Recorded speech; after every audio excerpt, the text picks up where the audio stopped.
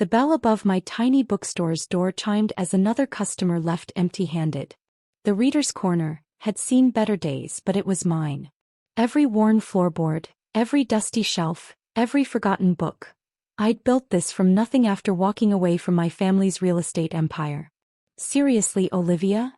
My brother Thomas's voice made me look up from the monthly bills I was reviewing. Still playing shopkeeper with your little book collection? He stood there in his designer suit, looking every inch the Parker Real Estate Group executive. Behind him, our sister Diana smirked, tapping her Jimmy Choo heels impatiently. "What do you want, Thomas?" I asked, not bothering to hide my exhaustion. "Dad's retiring," Diana announced, examining my store with poorly concealed disgust. "He's announcing it at next week's shareholders' meeting. The company's going to Thomas, of course." Of course. Thomas, the golden child. The son who'd followed all the rules, gotten his MBA, and married the daughter of another real estate mogul. Unlike me, who'd used my business degree to open a bookstore instead of joining the family empire. "Congratulations," I said flatly. "Is that all?" "Actually," Thomas smiled coldly, "we're here about your lease. Parker Group just bought this building. We're renovating the entire block into luxury condos." My heart stopped. "What?" 30 days notice, Diana said, dropping an envelope on my counter. "Don't worry, we'll handle clearing out all these books." He said the word like it was dirty. I opened the envelope with trembling hands. The eviction notice was real, signed by my own father. "This store is my life," I said quietly. "This store is a joke," Thomas scoffed. "Just like your decision to waste your degree on this little fantasy. What do you even make here, $1,000 a month? If he only knew." "Come on," Diana urged. "We have that meeting at Morgan Stanley." As they turned to leave, Thomas paused. "You know, it's not too late to come back, Liv. Dad might still give you a junior position if you beg nicely." The bell chimed again as they left, leaving me alone with my books and my secrets. I waited until their expensive car pulled away before pulling out my phone. "Jack? It's time," I said to my lawyer. "Execute Plan B." "Are you sure?" he asked. "Once we do this." "They just tried to evict me from my own building," I said firmly. "Yes, I'm sure."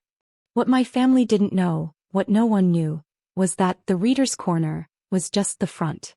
Behind the carefully curated image of a struggling bookstore was the headquarters of Phoenix Digital Libraries, the fastest-growing e-book platform in the country.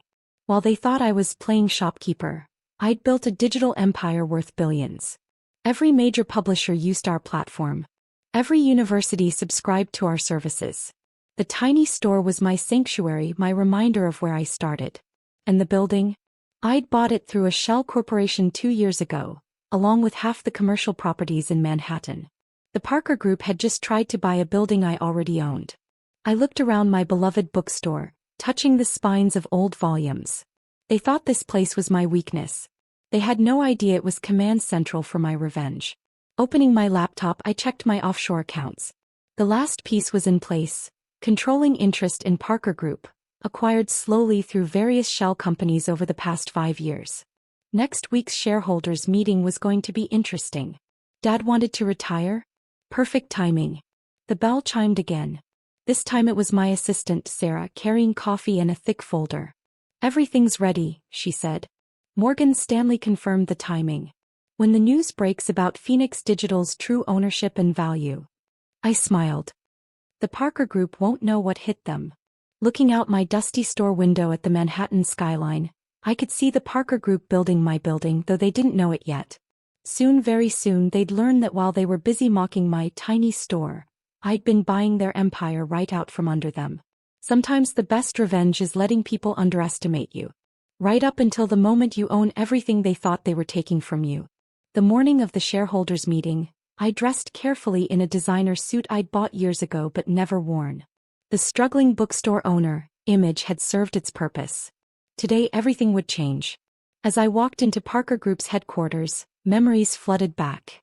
The marble lobby where Dad used to parade us around as children, showing off his perfect family. The elevator where Thomas once told me I'd never understand real business. The top floor conference room where I'd announced I was leaving to open a bookstore, met with laughter and ridicule. "Miss, you need to sign in," the security guard called out. I smiled. Check your updated list. Olivia Parker, majority shareholder. His eyes widened as he verified his tablet. Word would spread fast now. In the elevator, my phone buzzed with a text from Sarah. CNBC breaking news ready. Wall Street Journal article goes live in 20 minutes.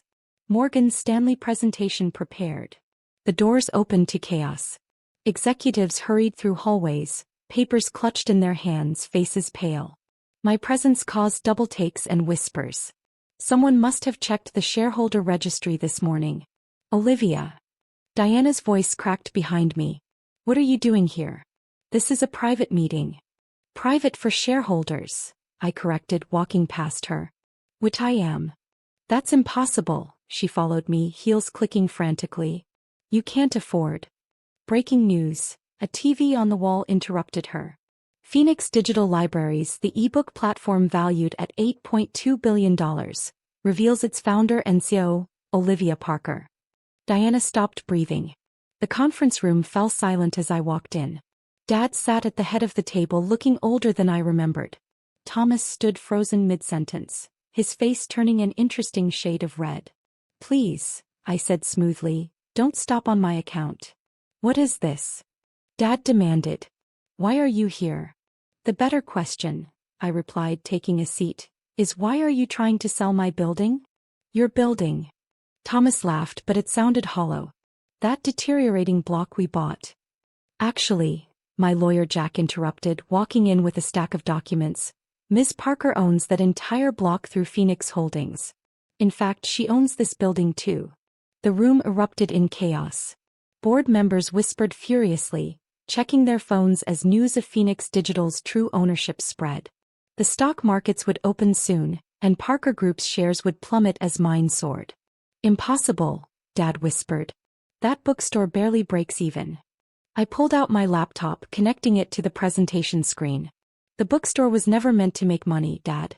It was my cover while I built something bigger. Something you all thought I was too stupid to achieve. The Phoenix Digital platform appeared on screen, the same platform every major publisher and university now depended on. My platform. My empire. While you were busy mocking my tiny store, I continued, I was digitizing the future of publishing and buying up real estate through shell companies, including controlling interest in Parker Group. Thomas collapsed into his chair. How long? 5 years, I replied. Every time you came to ridicule my store, I owned more of your company. That merger you celebrated last year? I approved it. That building renovation you planned? I funded it. Dad's hands trembled as he reached for his water glass.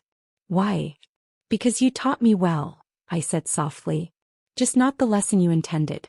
You taught me that people who underestimate you are your greatest advantage. The door burst open as a Morgan Stanley team entered. Time for the final act. Now, I stood up, straightening my jacket. Let's discuss the real reason I'm here. Dad wants to retire? Perfect. But Thomas won't be taking over. Then who?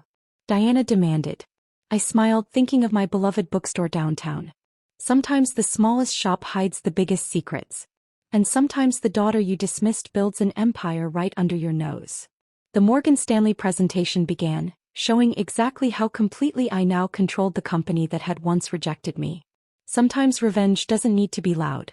Sometimes it just needs to be thorough. By evening, the business world was buzzing with headlines. Phoenix Digital CEO acquires Parker Group. Bookstore owner revealed as tech billionaire. Olivia Parker, the silent empire builder.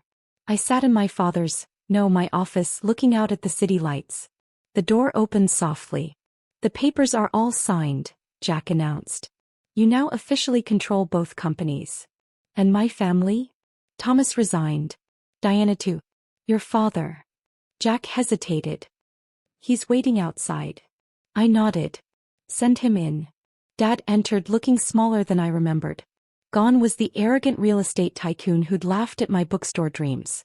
In his place stood an old man who'd just realized how badly he'd underestimated his daughter. That store, he said quietly. All those times we mocked you. Was exactly what I wanted, I finished. The perfect cover. Who would suspect a failing bookstore owner of building a tech empire? He sank into a chair. You bought everything, didn't you? Not just the company. Everything, I confirmed. The buildings, the contracts, the subsidiaries. Even your prized downtown development project? I approved those designs 6 months ago. Why keep the bookstore? He asked. Now that everyone knows. I smiled, thinking of my beloved shop. Because it reminds me of something important. Never judge a book by its cover. My phone buzzed, a message from Thomas. We should have listened. We should have seen. Yes, I typed back, you should have. Dad stood to leave, then paused. What happens now? Now. I looked around the office, already planning changes. Now I run both companies. Phoenix Digital continues revolutionizing publishing, and Parker Group enters the 21st century. And the bookstore? Stays exactly as it is, I said firmly. A reminder that small dreams can hide big ambitions. After he left, I went down to the lobby. The doorman, who'd known my secret for months, smiled. Good evening, Miss Parker. Good evening, James. If my brother comes by. He grinned. Don't worry. I'll enjoy telling him again who owns the building. In my car, I directed my driver to the reader's corner. The store was closed, but light spilled from the windows. Sarah was inside organizing books. Keeping up appearances? She asked as I entered. No, I replied, running my fingers along the familiar shelves. Keeping perspective. The bell above the door chimed softly, the same sound that had accompanied years of mockery from my family. Now it sounded like victory. I picked up an old copy of The Art of War and smiled. Sometimes the smallest store can hide the biggest secrets. And sometimes that's exactly the way it should be. The next morning, a new nameplate appeared on the bookstore's door, below the faded Reader's Corner sign. Olivia Parker, owner. Parker Group and Phoenix Digital CEO. Because sometimes the best revenge isn't just succeeding, it's succeeding so completely that they never saw it coming.